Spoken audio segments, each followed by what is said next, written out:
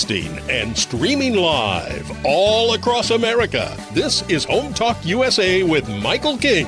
Join us as we discuss topics pertaining to your home with industry-leading experts.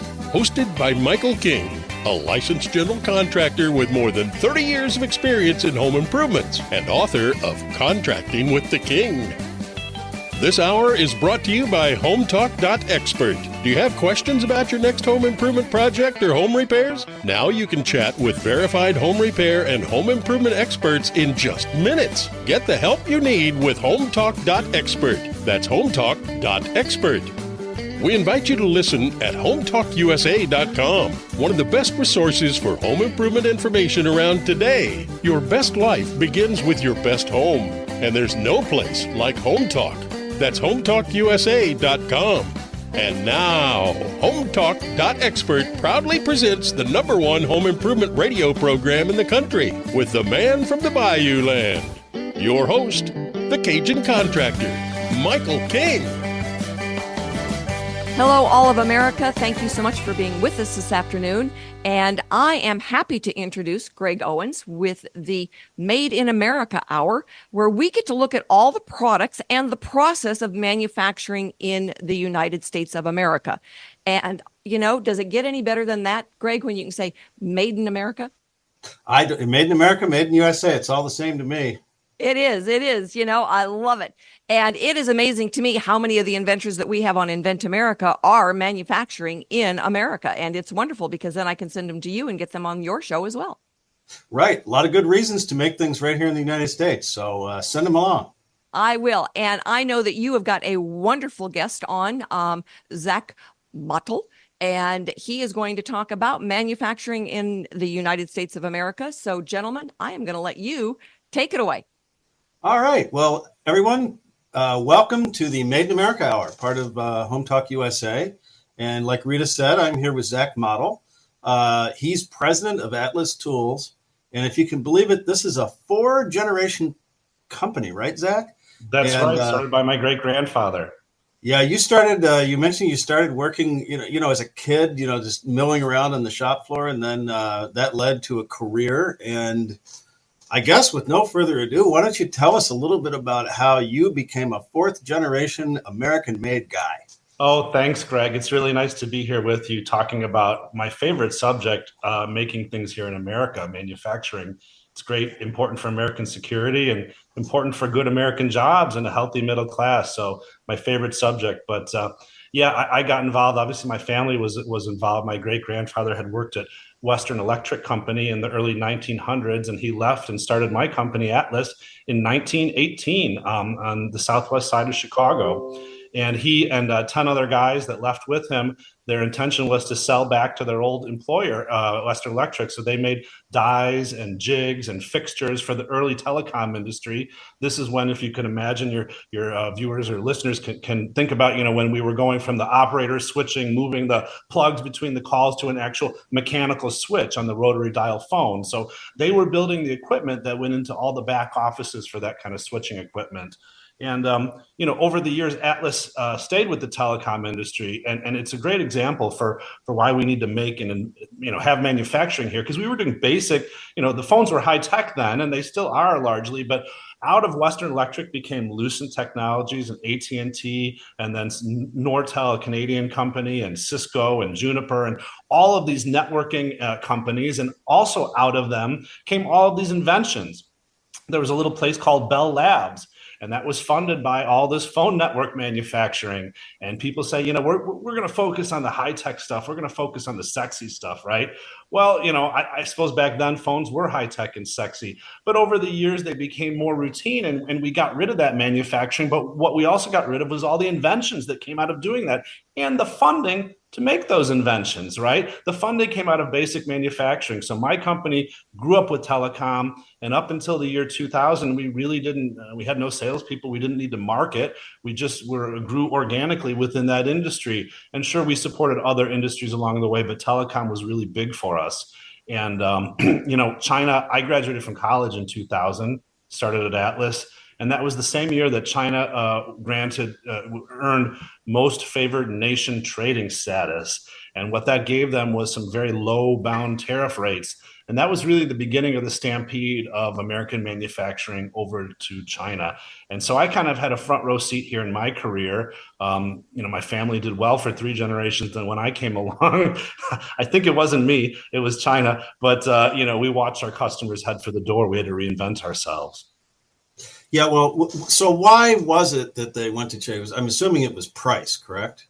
Well, I thought that's what it was, right? We make at Atlas, we're metal fabricators, machinists. We make typically the mechanical commodity. So people know a server rack, or they think of the server room, and there's racks and racks of computers and electronics. Well, those are typically held in metal racks with metal covers and copper bus bars connecting the electrical components on all of them. So we made that. We made the enclosures and things for the switching equipment, the bus bars, that type of stuff. And, when it was leaving, I was, doing everything I can to fight for the business. And it lasted from 2000 until 2008. It was kind of an 8-year degradation, but a large chunk of it left early on. And I kept saying, is it my price? What can I do? Where do I need to be? And the customers would come back and say, Zach, it's just the whole business model. It's not your price. You're actually not that far off from what we're buying these in Asia, these boxes for, really. So that was validation to me that we can compete anywhere. But what they told me was the whole business model has moved, Zach. We're not going to ship your metal boxes, your brackets, your covers to China, put the electronics in them, and then ship them back here. We're just not going to. It's the shipping cost, and we'll talk more about that later, shipping costs and stuff. But so kind of the whole model changed. They started going over for the little pieces, the chips and the boards, and maybe some of the easy things. And then as the technical prowess grew of the Chinese competitors, Huawei, ZTE, right? They were doing contract manufacturing at first for Lucent and other people, but they learned with the little pieces. And then they brought it up, and now they make the whole network, right? There's no, Lucent's gone. There's some, Ericsson and Nokia are still around to some degree, but struggling to compete against Huawei, the dominant player, and ZTE, who just ate everybody's lunch. So they underpriced the high-end equipment, but there was no room in the supply chain for me. It wasn't my pricing. So Zach, what did you do? Well, fear is a good motivator, Greg. So I didn't know what to do. And I went to my mentor, my grandmother. She was my mentor at the company, and she owned 50% of the shares. And she encouraged me, get involved, Zach, get out there and meet new people. You're going to have to find new industries and new markets. So I started joining industry associations, and I got on some boards of engineering schools, and I met people and I met new customers. And we started doing some sign work and displays at the time. By this time, it was now 2007, 8, right before 2008, 2006, 7. A lot of banks were merging, so we did a lot of sign work for banks. I was trying to find work that wasn't going to go to China. And so sign work was quick turn and large products that weren't shipping it. But ultimately, that margin was pretty low, and it was pretty competitive there. I needed something better, and we found our way into the defense and aerospace industry. And now I'm pleased to report about 60% of our revenues comes from defense, aerospace, space, rockets, things like that. Very little of it is telecom, but we were able to reinvent ourselves. So my company, we had to realign the staff. Unfortunately, some people couldn't make the transition. Some people did. We had to reinvest millions of dollars in new equipment and facility to do this new type of high-end aerospace work, and again, invest millions in training. So we really made a big investment in the company. We were able to pivot, but I always worry, right? Because now we see the Chinese are flying their first single aisle jet. I'm sure you've seen this, Greg. They compete against, they want to compete against Boeing. And the same thing that happened to my telecom customers is what I worry about for my aerospace customers. The price doesn't matter to the Chinese. If Boeing and Airbus set their price at, $1 million, they'll come in at 900,000. And then, okay, we'll match that price. They'll come in at 800. At some point, they will give them the jet for free as long as they use their software or something, right? The business model in China doesn't require a profit, and all of the Western companies do. So we've got to be awake to that, because we were able to pivot, but I worry, can I do it again? And I think about all the companies and the friends I worked with and the peers, the friendly competitors that couldn't, that are gone, and the thousands of jobs. And we see that across America. Congratulations on making your pivot. We had to do something fairly similar, and big lesson learned. I mean, talk to the people over at Lucent Technologies, right? They're not even going to answer the phone because they're gone. So you know, we have a saying that it's easy to compete against customers, sometimes not so easy, but it's possible against competitors, excuse me, but it's almost impossible to compete against a government. And that's really what we're doing when we're trying to sell against Chinese companies that are really a government masquerading as a company. Yes, they were literally competing against a country. And Lucent was the most widely traded stock in America in the late 90s. And it's not like, with the buggy whip that phones and all this stuff went away, right? It didn't go away. It just Okay. got underpriced. Well, we're going to be back with Zach here in just a minute, but we have to go off and pay some bills. So thank you for joining us in this first segment of the Made in America Hour. We'll be right back.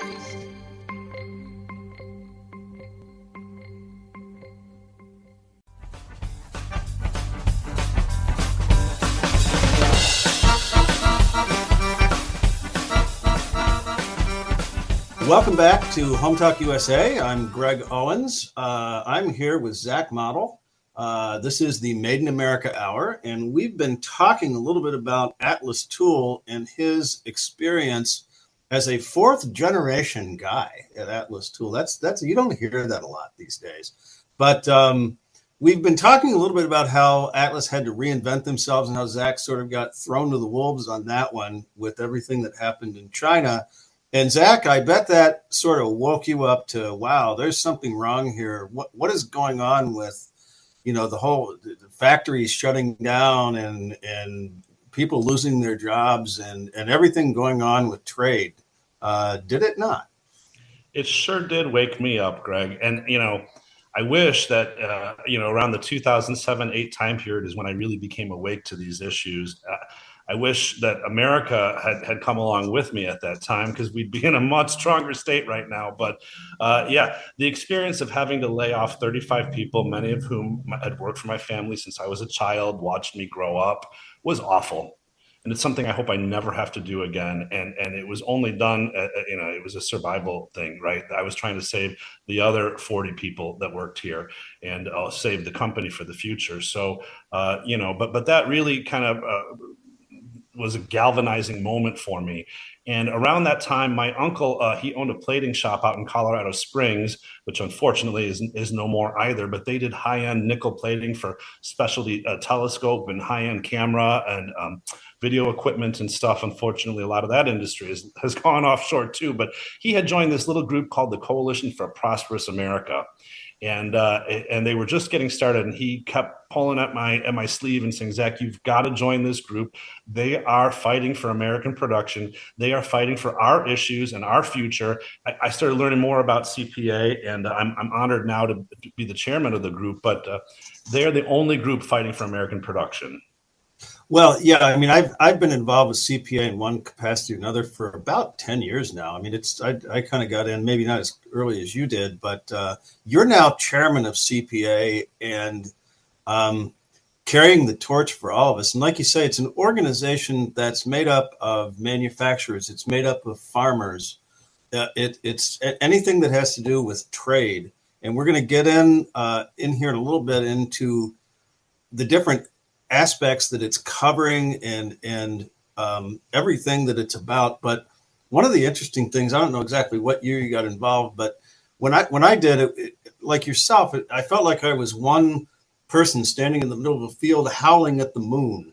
And then all of a sudden, because I recognized that something was wrong with our trade. And then all of a sudden you meet other wolves that are standing in the middle of their field howling at the moon. And now it is probably one of the most predominant lobbying groups. And I almost hate to use that word because that tends to mean that they're looking for something to make money out of it. But this is not a lobbying group like you'd have a lobbying group for a company. This is lobbying for a cause, isn't it? That's exactly right. And so what the group does is it represents exclusively domestic producers. And like you mentioned, we've got farmers, we've got ranchers, we've got manufacturers, and we have labor unions. And all of these groups have kind of come to this nexus, this point where they realized that they were being sold out by bad government policy, mostly trade policy, sometimes tax policy. And they were being sold out by a group that we now call multinationals. And I call them the stateless multinationals. And some people call them the globalists. And these were people who had been sold an economic concept of free trade, and that if we remove barriers to trade and we would enjoy cheaper products, and it would raise all the ships and stuff, and that America would prosper, and it would bring security and peace and friends around the world. But really, they were wrong.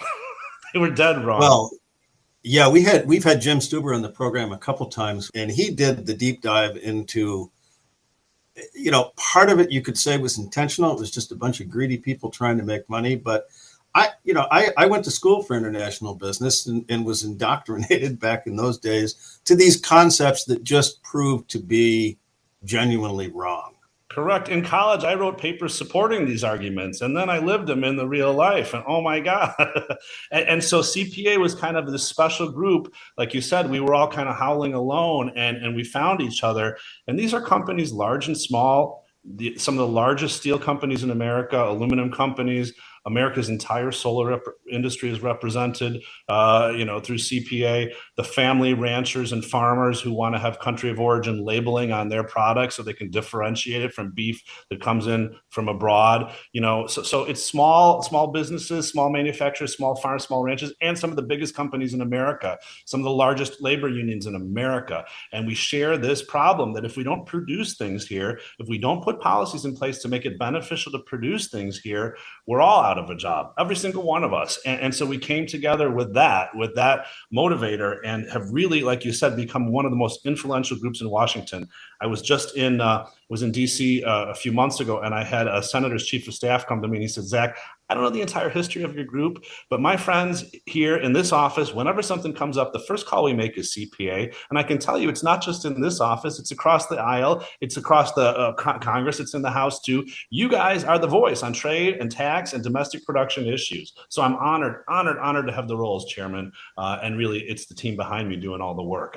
I'm just the front man here today. Well, and one of my favorite parts about the organization, to echo your words, is it is truly, I would almost call it nonpartisan. It's not bipartisan. It's all about policy, not about the politics. People from the Trump transition team sitting next to somebody that worked for the Bernie Sanders organization back in the day, aligning on these issues, casting away all the rhetorical nonsense, and just getting down to how are we going to get the word out that this is a problem and how are we going to fix it. So for our listeners out there, ProsperousAmerica.org is the name of the organization. They publish a lot of great information, a lot of things to read, and perhaps you'd consider joining. But right now, we have to take a quick break. We will be back shortly with Jack Mottl from Atlas Tool and the Coalition for a Prosperous America.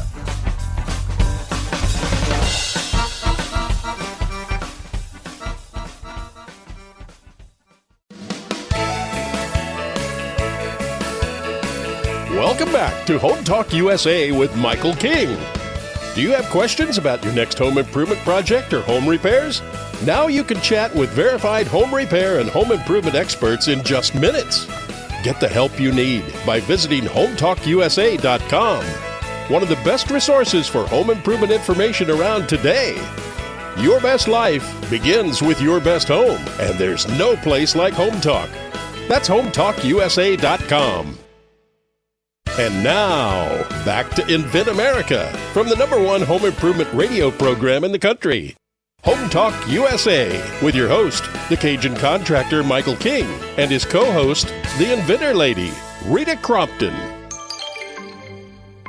Welcome back, everybody, to Home Talk USA. This is the Made in America Hour. I'm Greg Owens, and we're here with Zach Mottl, who wears one hat as president of Atlas Tool, and his other hat, which I met him through, is chairman of Coalition for a Prosperous America, which we just talked about. It's a nonpartisan, bipartisan group focused on trade issues that are affecting us as Americans. And it's really neat. I had the privilege for several years to work as co-chair to the Buy American Committee, CPA. We would meet every other month and talk about different issues. We would have members of Congress participate with us and talk about the issues that are really impacting our industry here in the United States. And, you talk about CPA, you think, what about the American Chamber of Commerce? Aren't they out there fighting for the interests of our group? One of these days, I have to have a guest on to talk about his experience with that. Brian, who was a former president of the organization, had his run-in with the American Chamber, which represents commerce, but international commerce, and they really couldn't give a damn about American manufacturing. So anyway, having now bashed the American Chamber of Commerce, which is a topic. What's that? The American Chamber of China and the National Association of Multinationals, right? Those are my. Couldn't have said it better myself. But anyway, but we're back with Zach with CPA, which is a genuine organization that our listeners may want to consider joining. If not, go on to prosperousamerica.org and read some of the stuff that they're publishing and the issues that they're addressing, from currency to industrial policy. There's a myriad of things that are being talked about. Zach, I've talked enough here. Why don't you start going over from your perspective some of the important things that CPA is working with members of Congress and the administration on today?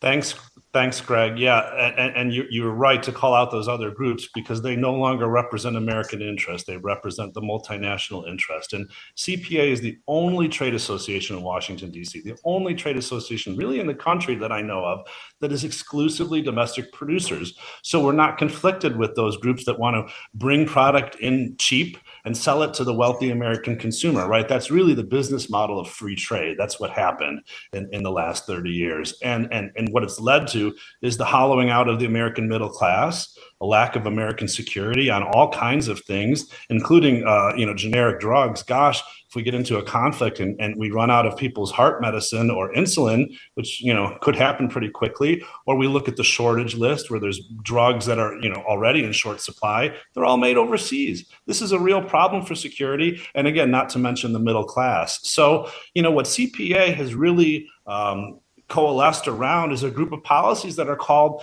the American system. It's not a new thing, actually. It's what built America. Alexander Hamilton started that concept, and then Congressman Henry Clay is the one who really put that together and called it the American system in the 1800s. And this is what had led to the industrialization of America and made us the industrial engine of the world, the wealthiest, strongest nation in the world. And so other countries saw this, and America, through 2 world wars, things happened, and we were really on top. And other countries saw this and said, boy, how do we get a piece of that action? And started implementing things like tariffs, quotas, and industrial policy. That's basically the American system. It's really not that complicated, but it does take some political will. And there's no country, Greg, I've asked this a lot of times, and so far no one has been able to answer me.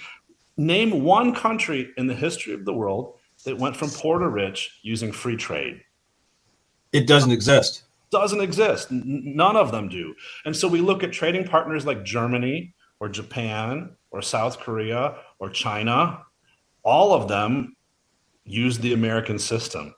All of them have barriers to protect their industry. And so what the basic concept is, and for America, it can work better than anyone else because we have the biggest marketplace in the world. Despite what anybody's saying about, China surpassing us, A, they haven't, and B, we are the biggest, most wealthy, most robust, deep marketplace in the world. Everybody wants to sell their product in America.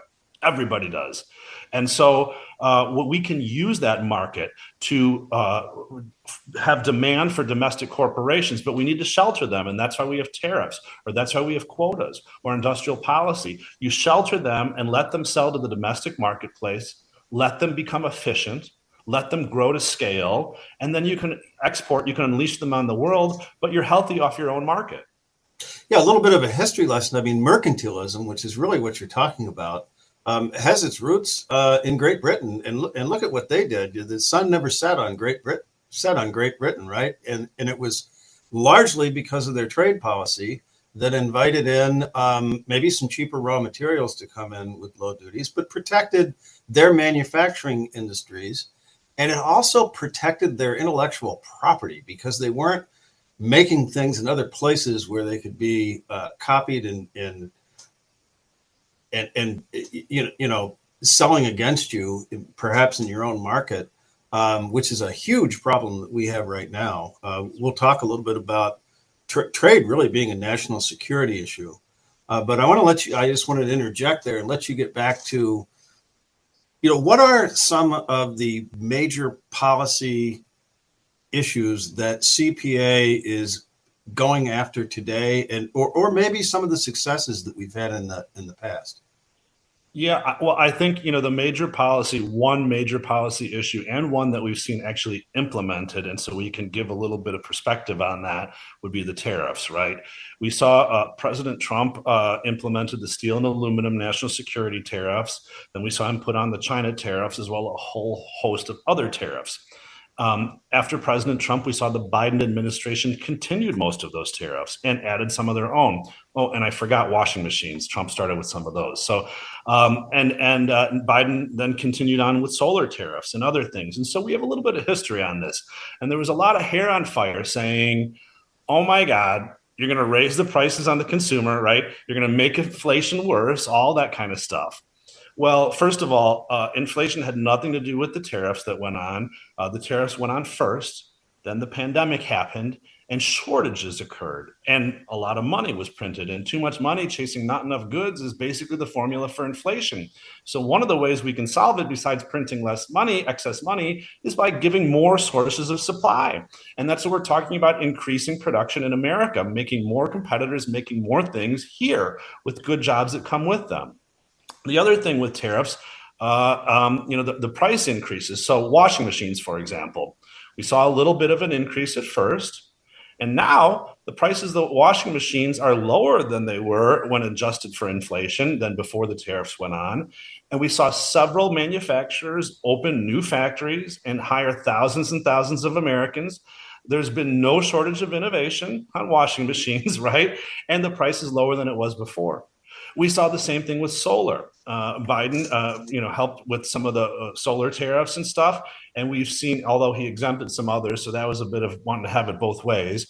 But we see that the solar modules are now cheaper than they were before the tariffs. And we've seen billions of dollars of investment and over 3,000 new jobs for Americans. So great examples of how it works. And one of the things is that we've experienced is, as you mentioned, some consistency from one administration to another, from a Republican administration to a Democratic administration. And that is so important to create an environment where companies are able to make that investment, because those are expensive investments to build a washing machine factory, and something that you're going to recoup over many years. And if you don't have any confidence that those policies are going to remain in effect going forward, then you perhaps don't make that investment. But, look at Whirlpool and some of the examples of companies that have and how they're benefiting now. We're going to have to take a break here and go pay a couple more bills. But when we come back, we're going to talk a little bit about the national security issues. We'll talk a little bit about currency and manipulation, and how other countries have industrial policies that are long-term thinking and that are trying to compete with us and take advantage of some of our short-sightedness. So Greg Owens here with Zach Mottl. We'll be back shortly with segment 4.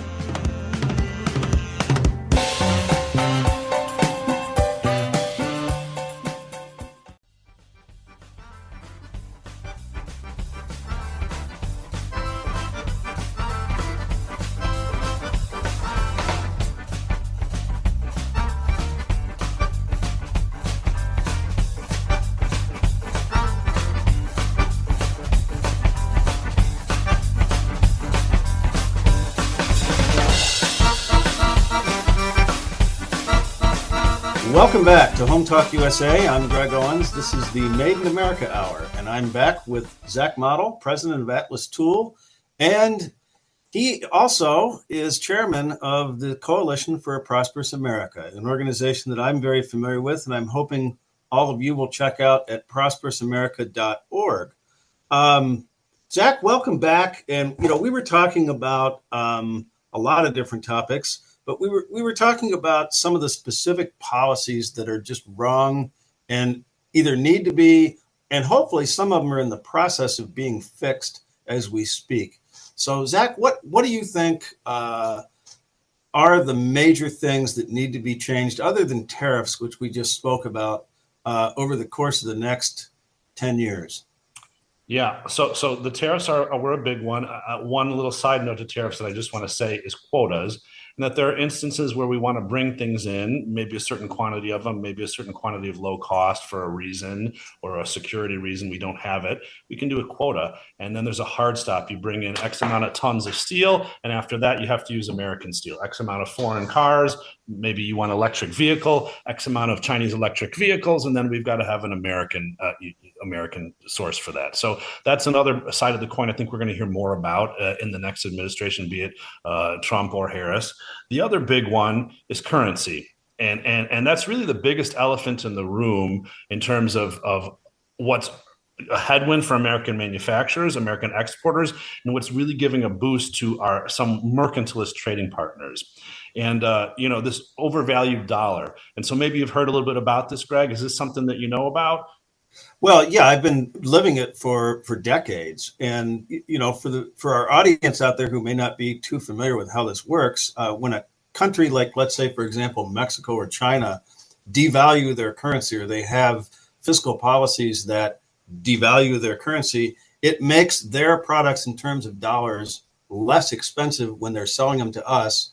And it makes our products more expensive when we're trying to export to them or compete against their cheaper products that are coming in. And it's all really just a game that they play with currency valuation. And again, CPA can probably give you more information on that, but how do we fix that? Well, you're exactly right, Greg. And that problem is supposed to fix itself. When a country runs a persistent trade deficit like the United States has done, our currency should devalue. That's the way. I'm not an economist. I just play one on TV, but that's the macroeconomic formula, right? It's we should devalue. But that linkage has become broken for the United States over the last 20 to 30 years. And why is that happening? Why isn't our currency going down, even though we are becoming really a debtor nation? We're running down our battery. Our battery of wealth is draining, and our currency should adjust to reflect that, but it doesn't. And the reason is because the United States has become the best, and it always will be. It has been for a long time, and it will be in the future, the best and most secure place to park your money.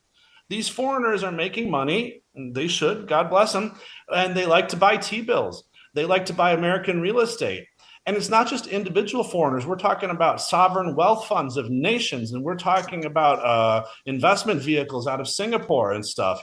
They're buying billions of dollars of American assets. And we saw it during the pandemic when things got a little scary, the flight to safety, boom, everything's coming in the United States.